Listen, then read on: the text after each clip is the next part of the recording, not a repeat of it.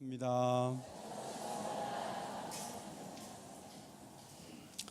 지난 주일에 의회에 대한 안식일을 지킴에 대해서 말씀드렸는데 예레미야서를 읽다 보니까 의회에 대한이 또 있구나. 그래서 오늘 의회에 대한 두 번째 정의와 공의를 행함에 대해서 말씀드리고자 합니다. 예레미야서가 어렵다고들 말씀을 많이 하십니다. 그런데 잘 생각해 보시면 복음이라고 하는 것이 더 좋은 것을 주시겠다는 약속으로만 받는다면 예레미야서가 어렵죠. 왜냐하면 예레미야서는 심판에 대해서 말씀하기 때문에. 그래서 복음은 더 좋은 천국을 주시고 하나님의 자녀 삼아 주신다는 약속에만 머물지 않고 복음은 심판을 받지 않는 길이 있다. 그 길에 들어서기를 바란다는 것도 하나님의 복음으로 받게 되면 예레미야서를 힘들다고 멀리만 할 수 없는 말씀이라는 것을 우리가 발견할 수가 있습니다. 하나님의 진노에 대한 언급조차 들어본 적 없는 사람이 예수님이 우리 대신 진노와 저주와 심판을 받으셨다. 그것을 어떻게 이해를 할 수 있겠습니까? 예레미야서의 1차적 핵심 메시지, 심판이 다가오고 있으니 회개하여 피하라는 것이었습니다. 그 피할 수 있는 방법이 안식일을 거룩히 지키라는 말씀이었다고 17장을 가지고 말씀을 드렸는데 오늘은 정의와 공의를 행하면 이 집 문으로 왕들과 신하들이 들어오게 하겠다 하면서 다윗의 집을 계속 사무엘하 7장에 나온 대로 지켜주시겠다는 약속을 하신 것을 보면서 이것이 바로 심판을 면할 수 있는 대안이구나. 그것을 오늘 말씀드리고자 합니다. 여러분, 하나님 사랑과 이웃 사랑이 계명의 핵심인데 여러분 생각에는 하나님의 사랑은 굉장히 중요하지만 이웃 사랑은 그렇게 중요한 것은 아니지 이렇게 생각할지 몰라요. 그러나 예수님께서 마태복음 22장에 하나님 사랑을 목숨을 다해서 뜻을 다해서 하라고 말씀을 하시고 첫째는 하나님을 사랑하는 것이라고 하셨고 둘째도 그와 같으니 이웃을 내 자신같이 사랑하라 하신 것이니라. 이것이 율법과 선지자의 강령이니라. 못을 옛날에 옷걸이가 없을 때 박아놓으면 거기에 이것저것 다 걸어놓는데 율법이 다 거기에 걸려 있다는 거예요. 하나님 사랑과 이웃 사랑에 걸려 있는데 그 어느 것도 무엇이 더 중요하다고 할 수 없다. 이것이 성경의 강조점이에요. 마태복음 25장 31절 이하에 예수님이 자기 영광으로 모든 천사와 함께 올 때에 자기 영광의 보좌에 앉아 모든 민족을 모은 후에 양과 염소를 구분하듯 영생 얻을 자와 얻지 못하는 자를 구분하는데 어떻게 구분하냐 하면 내 형제 중에 지극히 작은 자 하나에게 한 것이 곧 내게 한 것인데 줄인 자, 목마른 자, 나그네 된 자, 헐벗은 자, 병든 자, 옥에 갇힌 자에게 행한 것이 곧 예수님께 행한 것으로 간주하셔서 그들에게 잘해준 사람은 영생에 들어갈 것이고 그들에게 함부로 한 사람들은 영생에 들어가지 못한다는 거예요. 여러분, 영생을 얻는 것은 예수님을 믿음으로 우리가 얻는 거잖아요. 그렇대 지극히 작은 자에게 선대하지 않았다 그래서 영생을 누리지 못하고 천국 못 간다면 우리가 그동안 알아온 복음과는 다른 얘기를 하고 있는 것인데 미안하지만 이것이 예수님의 말씀이고 마태복음 25장에 기록이 되어 있는 거예요. 논리적으로 하나님은 잘 믿으면서 연약한 자들을 압박할 수 있다고 우리는 생각을 해요. 그런데 사실은 하나님을 잘 믿지 않기 때문에 이웃을 압박하는 것이다. 그렇게 봐야 한다는 것입니다. 이웃 사랑의 결핍은 하나님의 사랑의 결핍에서 오는 것이죠. 하나님을 잘 섬긴다면 이웃에게 선대하는 것이 마땅합니다. 팀 켈러 목사님이 그의 책 센터 처치에서 이런 글을 적었어요. 진정으로 복음을 믿을 때 우리는 자연스레 심성에 배어있던 극도의 결핍에서 벗어날 수 있게 된다. 우리는 사람들에게 좀 더 존경받고 싶어하고 인정받고 싶고 하고 후한 대접을 받고 싶은 마음이 있고 자존감을 높이기 위해서 타인에게 잘못된 권력을 사용할 때도 있어요. 그러나 복음이 우리의 마음에 부딪혀서 깨달아질 때 죄에서 비롯된 좋지 않은 결핍이 제거되기 시작하는 거예요.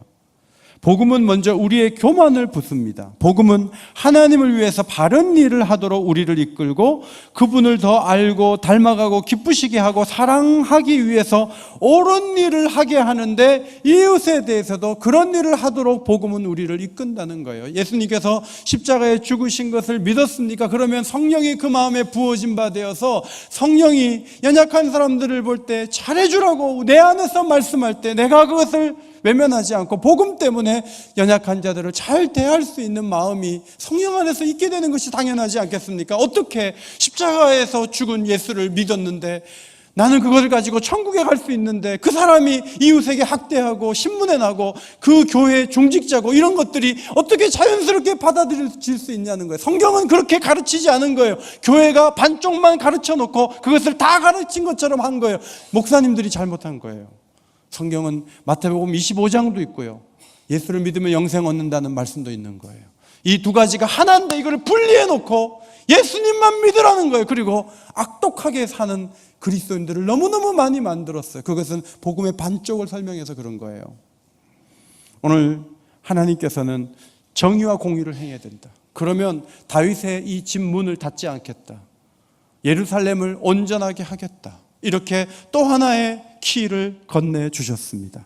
정의와 공의를 행하는 길은 세 가지예요. 첫째로 탈취당한 자를 압박하는 자의 손에서 건져주는 거예요. 우리가 자기 살기도 바쁜데 탈취당한 자가 누군지 보는 것도 그렇고, 보인다 하더라도 압박하는 자에게는 힘이 있는데 우리가 그를 어떻게 건져주겠습니까? 여러분, 선한 사마리아인이 자기의 피는 사마리아인이라는 피가 흐르고 있지만, 그러나 제사장도 그냥 지나가고 레위인도 그냥 지나갔는데 강도 만난 이웃을 그냥 지나가지 않고 거기서 응급조치를 해주고 여관으로 옮겨가서 치료해주고, 부비가 더 들면 내가 돈 주겠다고 하고, 누가 강도 만난 자의 이웃이 되겠느냐? 이렇게 돕는 것이 참 어렵죠. 이재혁 선교사님께서 아프리카 나이지리아 조스시티 빙햄 병원에서 근무하시는데 SIM 선교단체에서 거기에 보냈거든요. 이 조스시는 남쪽에는 그리스도인, 북쪽에는 무슬림이 있는데 중간에 그 그리스도인과 무슬림이 혼재하는 그 지역의 가장 북단에 무슬림과 접경하고 있는 그 지역에 있는 도시예요. 그래서 얼마나 폭탄이 많이 터지고 어려움이 있는지 몰라요. 그런데 그 병원에서 근무하는데 하루는 현지인 의사가 환자에게 손목에 넣을 수 없는, 손목에 주사할 수 없는 주사제, 좀 더 큰 이 혈관에 넣어야 되는 그 주사제를 손목에 넣으려고 하다가 간호사하고 이렇게 서로 막 이견이 있고, 그런데 지나가다 그걸 듣게 됐어요. 그런데 아닌데 저 주사제는 손목에 넣으면 안 되는데 혈관이 이게 작으니까. 그런데 그냥 지나가려고 하다가 자기가 가서 옆에서 얘기했어요. 그 주사제는 위험하다. 손목에 넣으면 안 된다. 그랬더니 이 검은 피부의 현지인 의사가 화를 내면서 너 앞으로 조금만 잘못하면 내가 나이지리아 법정에 세워놓을 거다.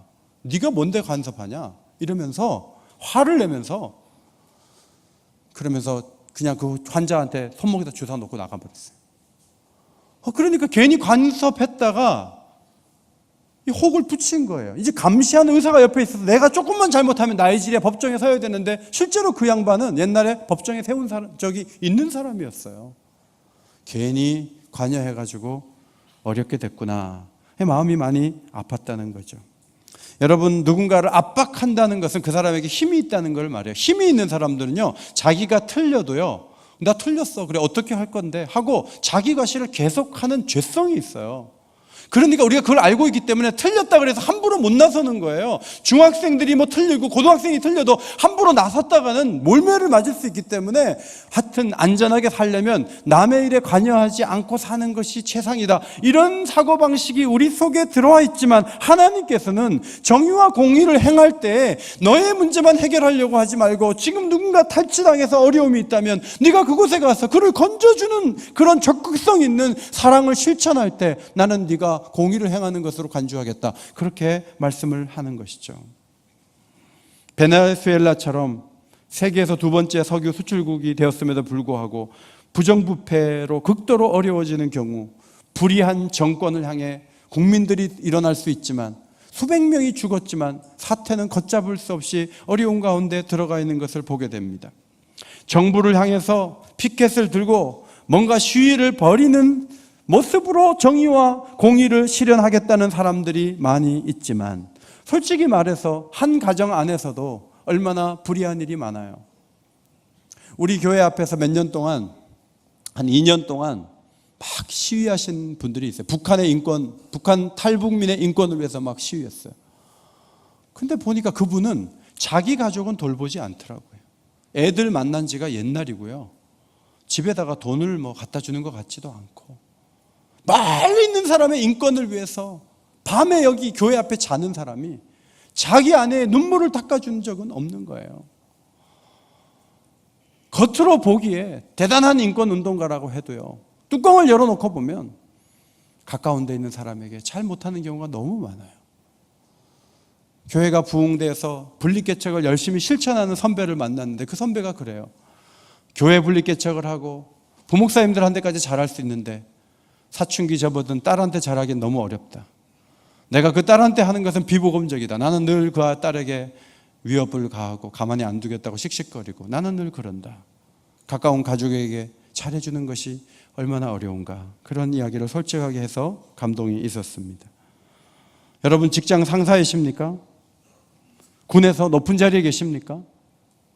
교회에서 중직자십니까? 그래서 여러분이 그 힘으로 여러분이 누군가를 한번 본때를 보여주겠다고 한다면 여러분들은 이웃을 압박하는 사람이에요. 여러분의 위치에서 따뜻한 말 한마디를 건넬 줄 알고, 연약한 사람들의 손을 잡아줄 줄 알고, 교회에 오는 목적이 내 세력을 과시하려고 오는 것이 아니라 이 교회에 와서 연약한 사람들의 손이라도 한번 잡아주고 가려고 하는 정신을 가지고 신앙생활을 하는 것이 하나님이 기뻐하는 모습이 아닌가 하는 거예요. 어떻게 5층에 가서 식사하고 있는 사람에게, 새 가족에게 일어나라고, 여기 내 자리라고, 어떻게 그러실 수 있어요?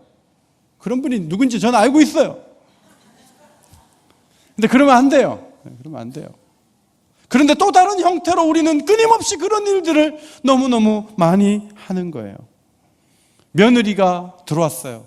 시어머니가 초기에는 이게 신병 같아갖고 자기 마음대로 할 수 있잖아요. 옛날에는요, 말도 안 되는, 우리 어머니도 얘기 들어보니까 우리 할머니가 얼마나 고생을 시키고 압박을 하고. 여러분, 나중에 시간이 지나면 그 시어머니가 병들고 초라하게 됩니다. 이제 며느리에게 힘이 옮겨온 거예요. 어머니, 30년 전에 저한테 그렇게까지 하셨어요? 어머니는 반성을 좀 해야 돼요. 그래가지고 며느리가요, 이제 실력 과시를 하는 집들이 있어요. 그러니까 힘이라고 하는 게 그냥 그 가족 안에서도 압력을 행하고 뭔가 이렇게 힘들게 하는 그런 요인으로 작용하는 경우가 너무나 많다는 거죠. 사울이 다윗을 압박하고 백성들을 압박할 때 그것은 하나님을 멀리해서 그런 거예요. 다윗이 왕이 되었으면서도 국률의 마음으로 통치할 수 있었던 것은 자기가 이세의 막내 아들이라는 것을 기억했기 때문이에요.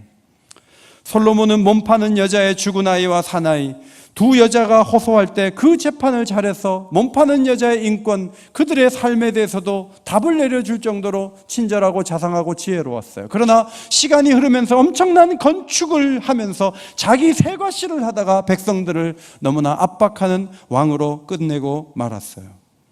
여러분 가운데 나는 바울 같아, 나는 다윗 같아, 나는 사울, 저 사람 사울 같아, 그렇게 말할 수 없는 거예요. 사람은요 자꾸 변해요. 직함이 주어지고 같은 일을 계속 하다 보면 언제까지는 겸손했는데 어느 순간은요 무시하고 업신여기고 판단하고 기준 세우고 그렇게 하는 거예요. 그래서 우리는 날마다 하나님 앞에 나가야 돼요. 하나님 은혜를 주셔야 돼요.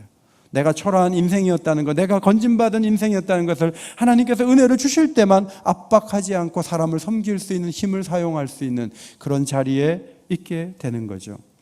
두 번째로 이방인과 고아와 과부를 압제하거나 학대하지 말라고 3절에 기록되어 있어요. 외국인들을 무시하지 않는 거죠. 소돔과 고모라 땅이 얼마나 죄악으로 가득했는지, 이제 롯이라는 사람이 성문에 앉을 정도로 높은 위치에 올랐음에도 불구하고 폭력배들은 어디서 굴러와가지고 여기서 큰 소리 치냐고 이방인 취급을 한 것을 우리는 기억합니다. 유대인들이 이방인들에게 잘해줘야 되는 이유는 이스라엘 사람들의 역사를 보면 과거의 애굽에서 너무나 종살이하고 자신들이 정말 모멸에 가까운 대우를 받았던 과거의 역사가 있었잖아요. 어느 단계에서는 우리도 외국인들을 받아들여서 그 사람들에게 일자리를 주고 그 사람들의 복지에 신경을 쓰는 것 같지만 어느 단계, 좀 긴급한 단계가 되면 너하고 나는 다른 길에 있어. 너는 이 공동체에서 대우받을 수 없어. 이렇게 선을 긋는 경우가 적지 않게 있어요. 선교사님과 함께 덩케르트라는 영화를 얼마 전에 봤어요. 프랑스 덩케르트 지역에 영국군과 프랑스 군이 수십만 명이 그 좁은 해변에 몰려있고 적들은 코앞에 와서 이 비행기로 폭격을 해서 영국의 구축함이 5개가 깨지고 사람들을 배로 실어야 되는데 이게 불가능한 거예요. 그러다 보니까 계속 공격당하고 나갈 수가 없고 배를 타면 배가 깨지고 그런 일이 반복되는 중에 몇몇 군인들이 저렇게 썰물 때 자초된 어선에 오르게 됩니다. 저 배 밑에 가서 조용히 있는 거예요. 그리고 이제 밀물이 오면 저 배가 뜨는 거예요. 그래서 숨을 죽이고 있는데 저 배가 뜰 즈음에 독일군의 공격이 시작됐어요. 저 나무로 된 그 배에 총알이 날아들 때마다 구멍이 하나씩 나요. 그래가지고 구멍이 얼마나 많은지 막을 수가 없어요. 배가 이제 밀물이 와서 뜨기 시작함에도 불구하고 사람이 너무 많아가지고 배가 못 뜨는 거예요. 그러니까 어떤 사람이 말해요. 몇 명 내려야 된다는 거예요. 배를 가볍게 하기 위해서. 누가 내려야 되느냐? 저 말 없이 계속 있는 저놈이 이상하다. 저놈이 저기 의심이 간다. 너 스파이 아니냐? 막 말을 거는데 그 사람은 프랑스 군인이었어요. 그런데 영국군 복장을 하고 탈출하려고 한 거예요. 잡아냈어요. 너 나가. 너 가짜인 줄 알았어. 나가. 조금 전까지 연합군이에요. 독일군하고 같이 싸웠어요. 그런데 긴급한 상황이 되니까 프랑스군이니까 내리라는 거예요. 문제는 전쟁 시에만 그런 일이 있는 것은 아니라는 거예요. 식당이나 일터에서 일하는 외국인들을 보면서 얼마나 이 땅에서 많은 차별과 무시와 또 폭력까지, 우리만 그런 게 아니에요. 홍콩도 보니까 엄청난 그 필리핀 사람들을 폭력을 행사하는, 가정부들을 함부로 하는 그런 모습을 우리는 보게 됩니다. 여러분, 하나님께서는 이방인들에게 잘해주는 것이 이 사회가 존속해야 될 근거라고 말씀하시는 거예요. 같은 동양이니까 뭉쳐가지고 우리 동양 아니신데 저쪽으로 가세요. 교회는 그러면 안 돼요. 같은 대학 출신끼리 뭉치는 것도 안 돼요. 어디 가서 선교 갔다 와서 그 사람들만 모여가지고 또 다른 모임을 만들어서도 안 돼요. 교회는요, 어떤 과거의 추억이나 어떤 길이를 같이 했다고 해서 그들끼만 똘똘 뭉치면 거기서 제외된 사람들이 이방인이 되는 거예요. 그것을 우리가 주의해야 돼요. 교회 안에는 남편 없는 여성들이 있어요. 부모 없는 아이들도 있어요. 법적인 보호를 받지 못해요. 이들을 차별하지 않는 것이 유다라는 나라가 망하지 않을 이유가 될 수 있다. 하나님은 그렇게 말씀하셨습니다. 성도 여러분, 꼭 사랑이 필요한 사람의 손을 잡아주시기 바랍니다. 주일은 하나님께 예배드리는 날이지만 어떤 이웃에 대해서 눈인사 한번 하지 않고 그냥 오로지 하나님만 상대하고 하나님께만 예배드리고 집에 간다. 그것은 잘못된 예배예요. 주일에 연약한 사람들의 손을 잡아주고 마음을 후련케 해주고 곁에 서 있는 시간들이 있어야 돼요. 그것이 하나님이 기뻐하는 모습이에요. 세 번째, 무죄한 피를 흘리지 말라. 하나님이 주관하시는 사회에 공평하게 법이 집행되어야 된다는 거예요. 충무공 이순신이 전공을 세움에도 불구하고 압송되어 귀향을 가요. 그런 일이 옛날에만 있는 것이 아니라 지금도 있다는 거예요. 창세기 18장에 소돔과 고모라에 하나님이 내려가서 그 부르짖은 내용 그대로인지 확인해 보겠다. 그렇지 않은지, 그런지. 그리고 소돔과 고모라에 대한 심판을 단행하시겠다고 아브라함에게 말씀하신 것을 보게 됩니다. 우리가 보기에 트럼프 행정부나 북한이 이 땅에서 전쟁을 벌이느냐 안 벌이느냐를 결정할 것 같지만 그렇지 않습니다. 결정은 연약한 자들에 대한 성도들의 태도에 달려 있어요. 우리가 잘하면 하나님이 전쟁을 막으세요. 우리가 삐뚤게 가면 하나님이 밀어버리세요. 우리가 이 엄중한 심판의 경고 앞에서 우리가 어떻게 행해야 될 것인가를 우리가 기억해야 한다는 것이죠. 우리가 생각하는 정의와 공의는 하나님의 말씀하고는 조금 거리가 있어요. 우리는요, 대통령이 잘못하면 감옥에 넣을 수 있어요. 우리는 아무리 수출을 많이 하는 대기업이라도 총수를 붙잡아서 지금 옥에 넣었어요. 그리고 육군 대장도 공관병에게 잘못한다면 그거는 가만히 두면 안 되는 거예요. 이것이 우리가 생각하는 정의예요. 모두가 공정한 경쟁을 하는데 대학 총장에게 압력을 넣어서 대학 총장이 그걸 받아들여서 아무개의 딸을 대학에 입학시켰다. 그러면 총장을 옥에 넣고 그동안 들어왔던 걔네들을 입학 취소시키는 게 우리의 정의와 공의예요. 의사결정 과정에 투명성이 있어야 되고 공청회 한 번 없이 어떤 일을 결정해서 마을에 어떤 시설이 들어오는 건 안 되는 거예요. 쓰레기장도 들어올 수 없고 화장장도 들어올 수 없지만 동시에 아이들을 위한 장애아 시설도 어디에도 들어올 수가 없는 거죠. 우리 사회의 정의와 공의를 가만히 살펴보면 불공평하지 않아야 된다. 우리 개인의 권한과 마을의 어떤 권한에 해를 끼치지 않도록 우리는 해야 된다. 그리고 권력 있는 사람들을 잘 감시해야 된다. 이게 우리의 정의와 공의예요. 그런데 오늘 예레미야서를 통해서 말씀하는 바는 무엇인가 하면 다른 사람의 권익과 연약한 사람들의 권익을 잘 세워주는 게 하나님의 정의와 공의라는 거예요. 우리의 생각과는 조금 차이가 있어요. 우리는 지난 주간 내내 계란에 살충제 성분이 들어가 있었다. 이런 보도를 계속 들었습니다. 이 어린아이들이 많이 먹으면 얘네들이 앞으로 어떻게 될까? 무엇에 문제가 있었는가? 열어보니까 공장형 배터리 케이지에서 이 닭들이 여기서 알을 낳는다는 거죠. 여기에 막 분뇨가 이렇게 나오는데 그거를 매일 치울 수가 없으니까 기다렸다 치우다 보면 거기에 진드기가 이 더운 여름에 한 마리가 구주가 되면 1억 마리가 되는 거예요. 그런데 살충제를 그동안 썼던 것은 내성이 생겨서 안 들어요. 금지된 약품을 가지고 쓰면은 진드기가 잘 든다는 얘기를 듣고 친환경 도장을 받은 업체일수록 더 많이 그런 것들을 썼다가 이번에 발견된 것을 보면 이 거래가 있고 이런 기간 하나도 정부에서 제대로 관리를 하지 않았다는 것을 발견하게 되는 거죠. 여러분, 닭만 그렇지 않죠. 맛있는 돼지고기, 국내산 돼지고기.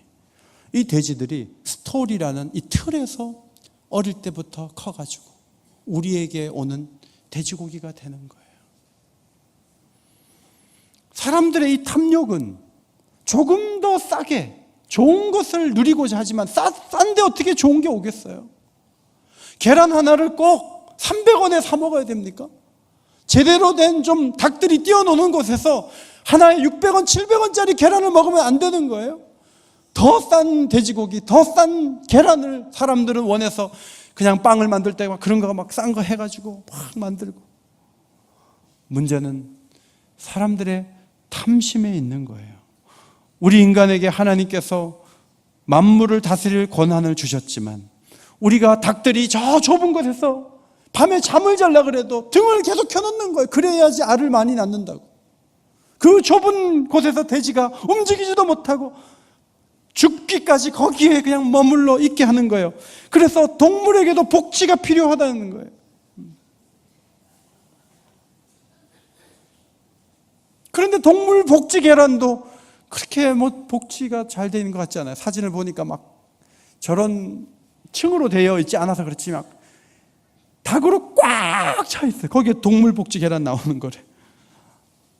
흙목욕을 할 수 있는 공간이 있어야 되는데 결국은 인간의 탐욕과 포악함으로 이런 것들이 있는데 결국은 우리에게 전부 돌아오는 거예요. 사진을 보시면 영동고속도로 가다 보면 버스 사고가 여기서 이 터널 앞에서 2번 났어요. 왜 났는가 알아보니까 기사가 잠을 못 자고 운전하는 거예요. 기사가 밤새 노름을 하느라 그랬으면 기사 잘못이지만 잠을 잘 시간조차 없이 운전대를 붙잡도록 운수회사에서 몰아붙였다면 또 그런 운수회사가 그렇게 해야만 이 나라에서 운수업이 가능하게 됐다면 우리 사회가 문제가 되는 거죠. 인간의 행복을 높은 지위와 많은 소유에 있다고 생각한 학교와 부모들이 얼마나 아이들을 학대하고 인권을 무너뜨리고 있습니까?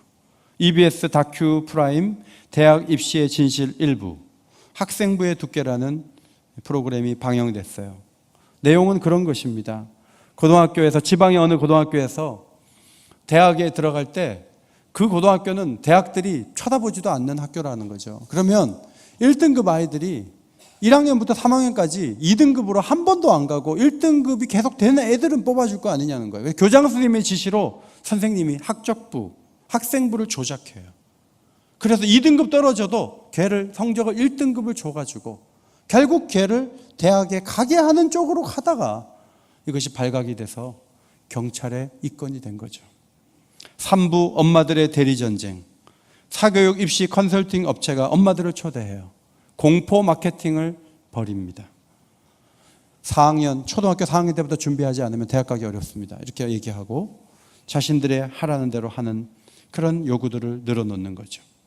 14,900명의 엄마들에게 대학 입시에 대한 불안도를 조사했더니 특목고와 자사고에 아이들을 보낸 엄마들일수록 더 불안함이 크다는 것을 발견하게 되었습니다. 우리 옥인교회는 특목고에 다니는 애가 없습니다. 없어요. 우리는 없어요. 강남에서는요, 여름 수련회 하면은 엄마들이 난리가 나요. 지금 어느 때인데 애들 데리고 여름에 수련회 가냐고. 우리 옥인교회는 올해도 많은 아이들이 수련회를 다녀왔습니다.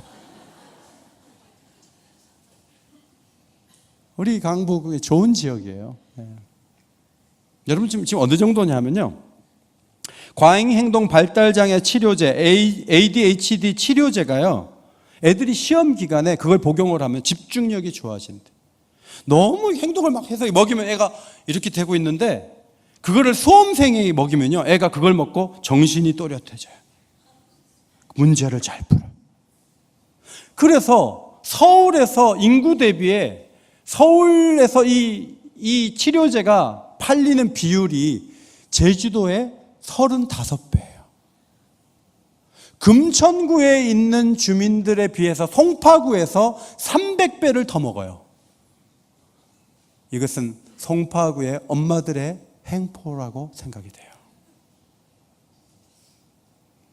그렇게 해서 목적을 이루어요. 대학에 갔어요. 그러면 걔네들이 정상적이라고 생각하세요? 걔네들은 앞으로 정신적으로 많은 문제를 안고 시작을 하는 거예요.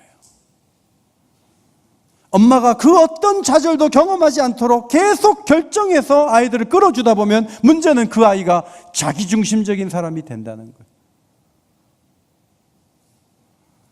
좌절이 있게 되면 엄마 탓이 되는 거예요. 어떤 어려움을 당하면 세상 탓을 하는 거예요. 하나님 탓이라는 거예요. 오늘 말씀은 연약한 이들을 잘해주는 사회는요, 그것이 곧 우리를 위한 것이고 우리 사회의 건강을 위한 것이라는 것을 우리는 깨달을 수가 있습니다. 이집트 권력에 의해 유다 왕이 된 여호야김 왕이 자신의 형제가 살룸 왕이 석 달 집권하다가 이집트로 잡혀간 상황에서 자기가 왕이 됐어요. 꼭두가시 왕이 됐어요. 그러면 긴장하면서 기도하면서 잘해야 되는데 자기가 솔로몬도 아니면서 엄청난 건축을 하면서 고용한 이들의 품삯도 주지 않는 잘못을 범했습니다. 하나님께서 여호야김 왕에게 이렇게 말씀하셨어요. 예레미야 22장 17절 앞에 보시고 같이 읽겠습니다. 시작. 내 두 눈과 마음은 탐욕과 무지한 피를 흘림과 압박과 포악을 행하려 할 뿐이라. 여러분, 옆 사람에게 인사하세요. 그러면 잘 나오셨습니다. 눈을 마주치면서 잘 나오셨습니다. 이런데 눈을 안 마주치는 분들은요, 그 두 눈에 탐욕이 흐를 가능성이 있어요. 그 들킬까봐 이렇게 하는 거예요. 옆 사람과 한번 인사하시겠습니다. 잘 나오셨습니다. 탐욕이 흐른 사람 없죠? 네.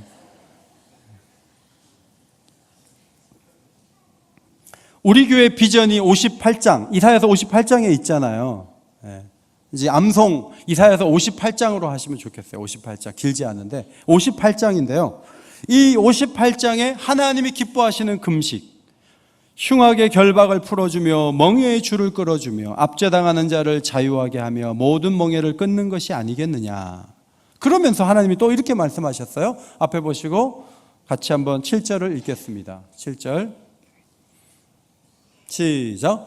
또 줄인 자에게 내 양식을 나누어 주며 유리하는 빈민을 집에 들이며 헐벗은 자를 보면 입히며 또 내 고륙을 피하여 스스로 숨지 아니하는 것이 아니겠느냐.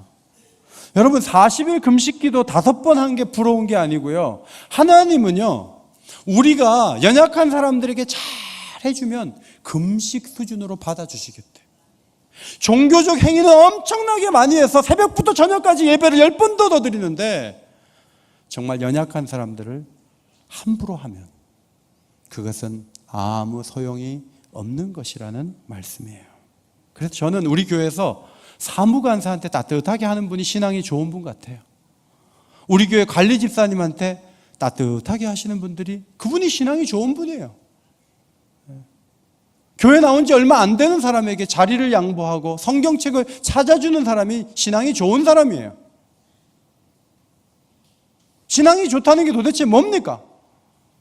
그저 하나님을 향해서만 너무너무 뜨겁고 너무너무 열심히 있는데 연약한 사람을 보면 그냥 공격 본능이 있어가지고 막 공격하고 식당에 가서도 막 소리 지르는데 보면은 저분이 교회 다니는 분인가? 제가 선교사님하고 식사하러 갔는데 저는 이제 팁을 조금씩 주잖아요. 주는데 며칠 전에도 갔었어요. 갔는데 제가 그 생각이 들었어요. 내 아내는 10,000원을 아끼려고 쓰레기 봉투에다가 얼마나 밀어넣는데 내가 뭐 수입이 많은 것도 아닌 내가 어디 가서 탁탁 10,000원씩 주고 내가 가난한데 그럴 필요는 없다. 그리고 그날 제 그 지갑에 10,000원이 있었는데 그냥 집에 두고 갔어요. 그리고 가서 이제 돈을 줄 게 없는 거죠. 근데 제가 딱 보니까 아줌마가 저를 위해서만 서빙하지 않고요, 거기에 있는 수십 명을 위해 서빙을 혼자 하시는데요. 야, 내가 그때 그 아줌마에게 그 10,000원을 줬으면 그 아줌마가 굉장히 위로를 많이 받았을 것 같아. 내가 40,000원, 50,000원 그 지출하면서 내가 10,000원을 준 건 너무 크다라고 나는 생각을 했는데 그 아줌마가 그렇게 일을 하는데 그 많은 사람들 중에 10,000원이라도 주면서 위로해 준 사람이 한 명도 없는 거예요. 그러니까 제가 집에 10,000원 두고 온 건 내가 잘못한 거예요. 우리 그리스도인들은 어디서나 연약한 자들의 눈물을 닦아주고 위로해 줄 수 있는 역할을 하는 하나님의 손과 발이 되시기를 주의 이름으로 축원합니다. 예수님을 기억하십시오. 사람에게, 귀신에게 눌린 자들을 찾아가세요. 배를 타고 찾아가세요. 거라사 광인 귀신에게 눌려 있었어요. 늘 몸부림치는 사람이었어요. 그를 온전케 하시려고 주님이 그를 찾아가셨어요. 병에 눌린 사람들을 고쳐주셨어요. 어린아이들이 내게 오는 것을 금하지 말라고 하셨어요. 수많은 장애인들을 위로해 주시고 고쳐주셨어요. 수많은 사람들의 눈물을 닦아주셨어요. 안식일에 선을 행할 때 사람을 고치는 것도 안 된다는 유대교의 기준을 따르지 않으셨어요. 어떤 비난을 받는다 할지라도 주님은 가운데 이렇게 세우고 손 마른 자를 고쳐주신 것이죠. 그렇게 하다가 십자가에 죽으셨어요. 우리를 대신해서 생명을 바치셨어요. 그리고 부활하신 다음에 교회를 세우시고 주님의 손과 발이 되라고 우리에게 기회를 주신 거예요. 성도 여러분, 제가 어제 책을 보니까 오래된 교회는 그동안 하던 일도 많고 전통을 가꾸느라 하나님이 기뻐하신 일을 많이 하기는 어렵다. 팀 켈러 목사님이 그렇게 적었더라고요. 우리 교회가 68년 됐거든요. 우리가 하던 일을 계속 하는 것만 해도 일이 많아요. 그러니까 열심히 전도하고 더 많이 연약한 사람들을 도와야 되지만 지금 하고 있는 일들을 안 하면서 할 수는 없잖아요. 그러니까 우리에게는 참 힘겨움이 있는 거예요. 그런 우리 교회에 하나님이 100여 명의 장애인을 보내주신 것은 우리 교회를 살리시려고 하나님 주신 선물이라고 믿으시기 바랍니다. 이것은 하나님의 큰 축복이에요. 정말 우리가 잘해야 되겠다. 도시에 개척교회를 많이 세울수록 복음화율은 올라가게 되고, 전도가 안 된다 그래서 개척을 안 할수록 그 도시는 점점 더 그리스도인이 사라지게 되는 거예요. 우리 교회가 젊어지기 위해서는요, 개척을 안 하면요, 우리 교회는 굳어지게 되는 거예요. 선을 이룰 수 있는 개척을 해야 된다는 거죠.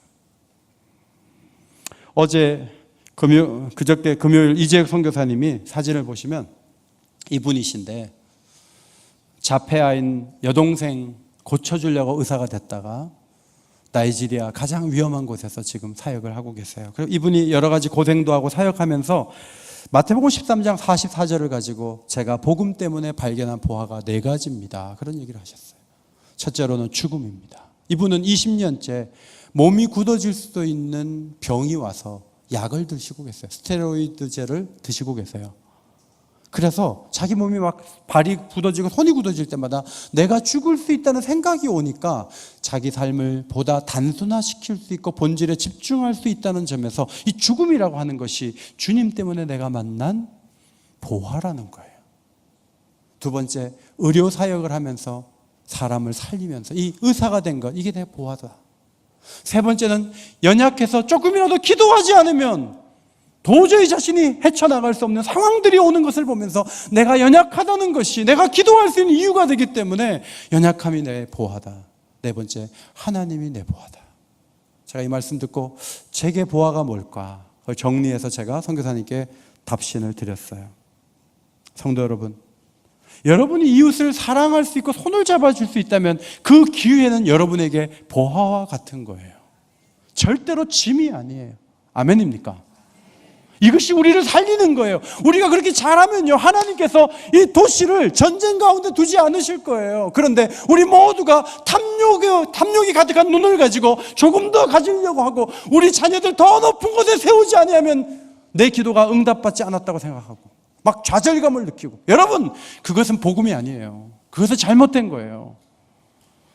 실패할 수 있어요. 실패하다 주님 만나면 실패가 보화예요. 아멘입니까?